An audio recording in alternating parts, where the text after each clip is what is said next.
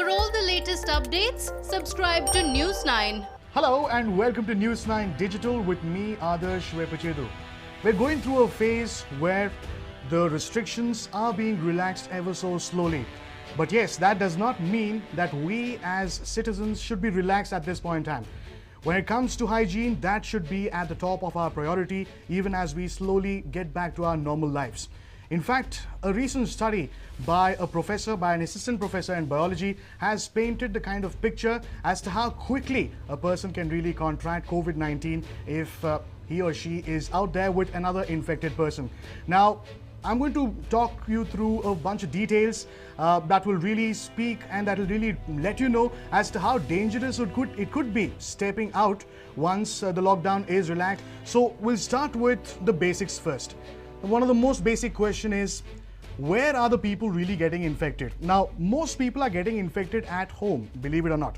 In fact, it so happens that a household member gets out and contracts COVID-19, gets back home, and then spends time with his or her family members, and that eventually leads to the spread of COVID-19.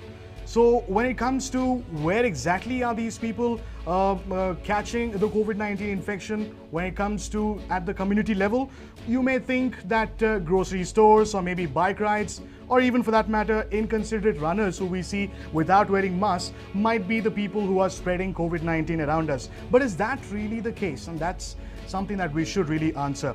In fact, if we were to tell you as to what are the kind of environments, what are the hotspots where you could really catch COVID-19, bathroom really comes at the number one spot.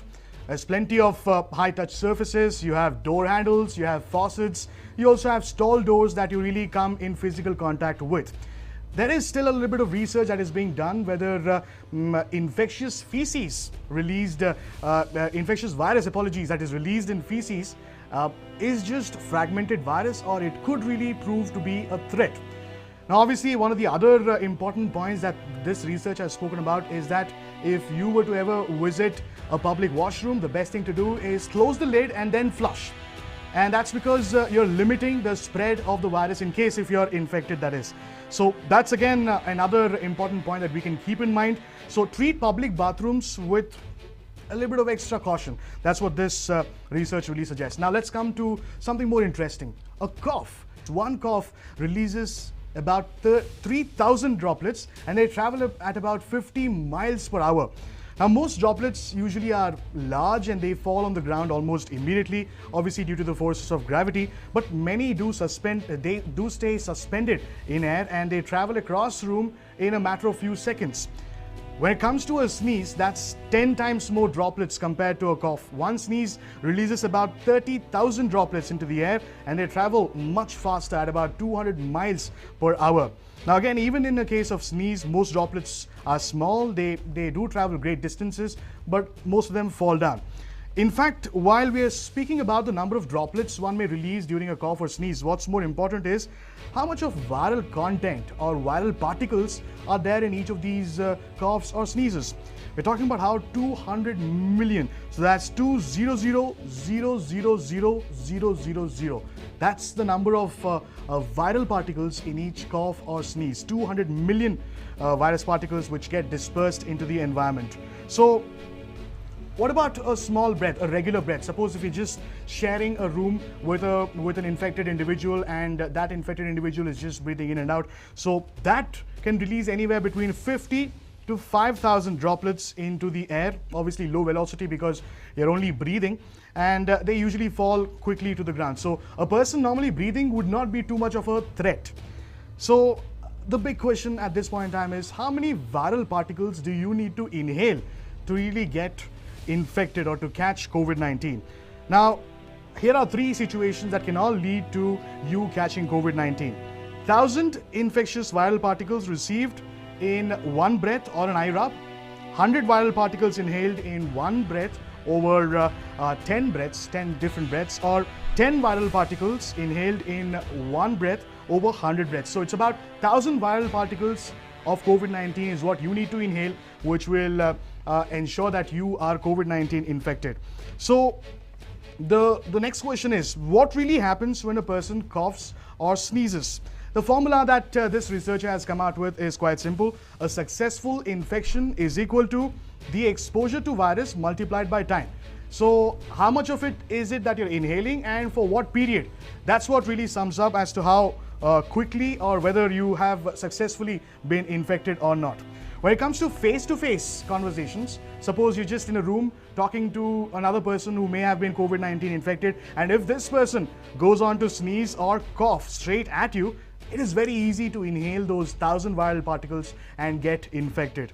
But if the cough or sneeze is not directed at you, then a few infected droplets, while they fall on the ground, the others will still be suspended in the air, and over a period of getting exposed to this very droplets, you may as well catch the virus. So it takes a few breaths, and you may have in the end potentially received enough virus. So general breathing is about 20 viral particles per minute into 50 minutes. So if you're breathing in about 20 viral particles, you need to do the same for 50 minutes in order to get 1,000 viral particles into your body. So 50 minutes of being exposed to a room which has the viral particles will ensure that you are COVID infected. And if you are speaking to another person who is COVID infected, then it is tenfold.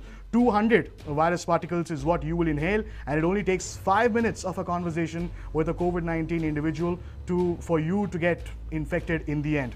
So sharing an office space, now with the lockdown slowly being relaxed, you have 33% or maybe even 50% workforce getting back to their companies, getting back to their office spaces. Sharing an office space is one of the biggest reasons or one of the biggest ways as to how one can contract COVID-19. Potentially, you could be infected. So that is the reason why it is very critical for symptomatic people to stay at home, because one sneeze or one cough is more than enough to really get a lot of people infected in a single room. So let us now speak about what are the kind of dangers of lockdown relaxation, at least at this juncture. So some of the biggest super spreading events across the world, including India, you have meat packing or processing units. Obviously densely packed spaces, a lot of workers, and they're all yelling, they're all screaming. So a scream also can release quite a few viral particles into the air. And they're obviously cold rooms, so this is where the virus thrives. When you talk about weddings, funerals and birthdays, again the trio that ensure that a lot of infection is really spread. In fact, the first 10% of early infections that were reported were because of weddings, funerals and birthdays. Face-to-face business networking, obviously when you sit in an office setup and you're interacting with your colleagues, that's one way you could catch COVID-19. That's the reason why you have a lockdown in the first place. Restaurants, of course, again a very pertinent example coming in from China as to how there was a table with 9 friends and they had dinner for about an hour and a half. Out of these 9 people, one of them happened to be COVID-19 infected. He was asymptomatic. In about just 7 days, you had a situation where 4 out of the 9 people got infected. In fact, 2 other people who were not on the table, who were in the close proximity because of the airflow, also got infected because of COVID-19. So that's how quick it spreads. When you talk about workplaces, you're talking about another example as to how in the 11th floor of a certain office building, you had 216 employees. Again, all of this is United States. And over a week, 94 people got infected because of just one person in one single floor. And all of this because they were sharing the same air in an enclosed space. Bhajans, prayer gatherings, you have a lot of prayers where you have a lot of singing, so that's loud noise, and that also releases quite a few air droplets, and this in a sense aerosolizes the droplets quite well. Indoor sports again is one way you could catch COVID-19. Birthday parties, funerals, which involve a lot of crying and hugging, can also be potent virus spreaders. So what's the big takeaway?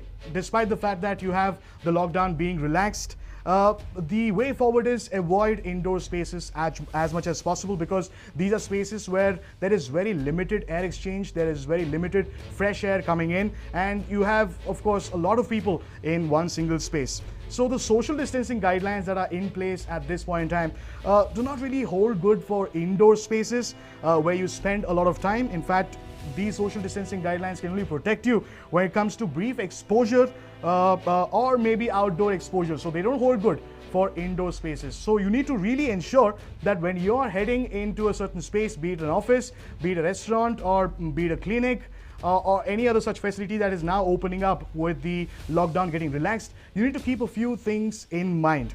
How many people are around me? Is there enough airflow around me? And how long will I be there? Now, these are three questions that you need to ask yourself every time you enter an enclosed space, and then you need to judge a space properly and then decide for yourself whether you need to be there or whether home is the best place. But yes, looking at the data that has come out, which is in fact going viral at this point in time, it only goes on to suggest that despite the lockdown being relaxed, we should not be relaxed, and home is really the best space. So with that, in case if you've liked the video, do share, like and subscribe to News9 YouTube, Facebook, Instagram and Twitter. Many thanks. Until next time.